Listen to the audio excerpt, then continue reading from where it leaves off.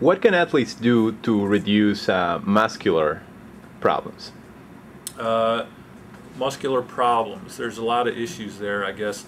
Again, overuse being the number one. Especially, we see a lot of muscular problems in the beginning of the year. Again, we've got kids coming off of summer, and whatever they tell you, they just didn't train as hard as they probably should have. Or, without supervision, it's harder to train as you probably should.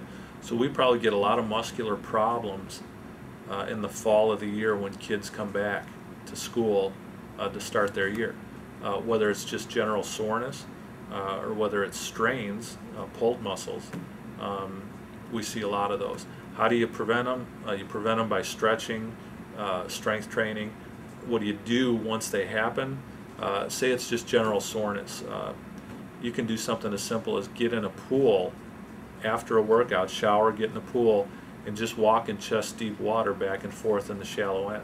That helps get rid of the lactic acid that makes muscles a lot less sore. We also make our cold whirlpools available to a lot of our athletes. Say our cross-country runners are coming in early August. They'll go out for runs.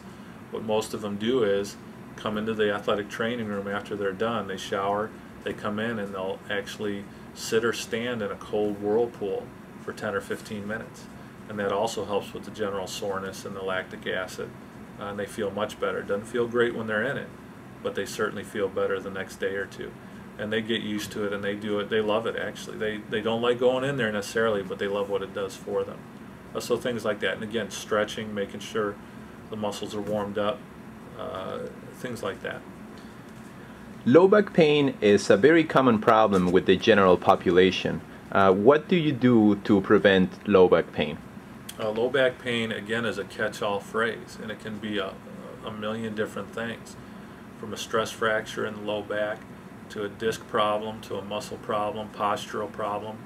What we do, if we found that it's nothing serious like a stress fracture where you might have to wear a brace, or a disc problem where you might have to have injections or, I guess at the worst, surgery to have it have the pain alleviated, you make sure that you're strong.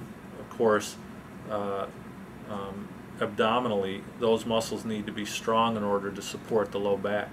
So what we'll do is evaluate probably leg length, hip issues, and low back all together, not just focus on one, and we'll make sure everything is strong.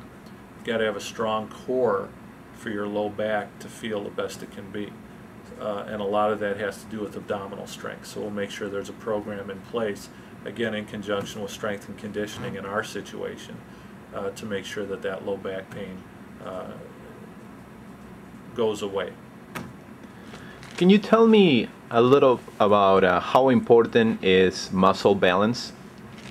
It's everything, and again, we're fortunate to have our strength and conditioning because they help us make sure that that happens. Muscle balance is being so important that you'll create injuries if you have bad imbalance. Let's say between the quads and the hamstrings and the lower legs. If your quads are so developed and you don't do anything with your hamstrings, you will get hamstring injuries. It's just biomechanically that's what happens. We found a long time ago, when I was doing this way back when I was first starting out, we'd have kids come in for football or any different sport in the other schools I worked at, and we'd be getting quad or hamstring injuries. And we'd delve into their history a little bit and found that they mountain biked or they biked all summer for conditioning. And they really didn't do anything for their hamstrings at all. So their quads were huge and well developed. Hamstrings weren't. That imbalance caused a big problem. So we really have to pay attention to that.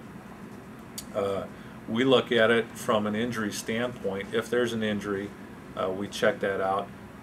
Our strength and conditioning people make programs to make sure that that doesn't happen. There's also an imbalance not only front to back, say, let's stay with lower extremities, say quad and hamstring, but quad to quad, each side. We've had athletes come in and have had, when they get to this level of competition and sport, it's more than they've ever had to deal with before. All of a sudden their leg hurts, or their knee hurts, or their ankle hurts, or their hip hurts, or something hurts. They don't know why. They've never had an issue. We'll do an evaluation and we'll look, and part of an evaluation is looking at at the structure and comparing it bilaterally to the other side. We've had, and it's not common, it doesn't happen every day, but maybe 1-2 times a year we'll look at somebody and say, well, look, I mean, all it takes is a simple measurement. We'll measure the quad at different spots on the good side and then the bad side, and find a deficit of 2 or 3 inches perhaps, and they wonder what's wrong. Well, what happened was, back 2-3 years ago, 5 years ago, as a kid, they had an injury. They never thought about it. You know, they started feeling better after a while. They went to the doctor, took x-rays, that was fine. They started feeling better. They've never done rehabilitation in their life. Well, that leg from the injury has never caught up to the other one. Now with the intensity level and the duration of competition and practice at this level, they found that it's a problem because it can't keep up with the good leg. We had a problem last year with a runner that came in. A foreign runner came in, had all kinds of knee problems, bad knee problems. Well, finally came in once it got to be too much. And we looked at both his legs. And I said 1 or 2 inch deficit before as an example. This was a 3 to 4 inch deficit. A huge deficit. I mean, it looked like less than half of the good leg or the uninvolved leg. So we had big issues with that. Told the coach, the runner didn't even realize it, as strange as that seems. But again, once he started running here, and the intensity and duration of those workouts really caught up with him. So we spent the entire year getting that involved leg back to the same size as the other one. And now he's doing much better, and he's having no problem at all. Are lower body injuries more common in the field of athletics than upper body injuries?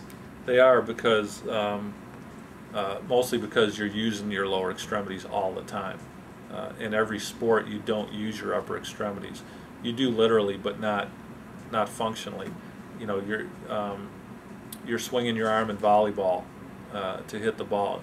In running, you're not, so you're not using it the same way. But everybody's running to the ball, on the track, around the bases, whatever. So lower extremity injuries are much more common across the board between sports and between male and female.